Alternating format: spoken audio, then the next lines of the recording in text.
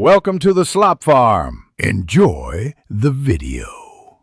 You start by confirming admin privileges or that you have a recovery USB. Once done, identify the operating system because procedures differ between Windows, Mac OS, and Linux. Make sure to back up critical files to an external drive or cloud storage to prevent data loss. Even simple resets can remove data. Now, shut down and boot into recovery or safe mode.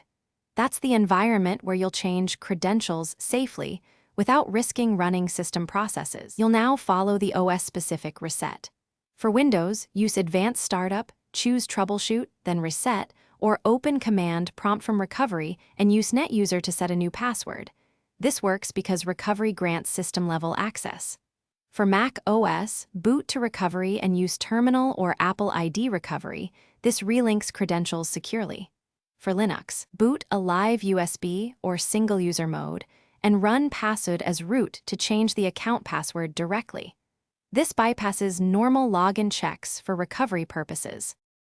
Finish by rebooting normally and immediately verify you can log in, then update any password managers or keychains so apps continue to work.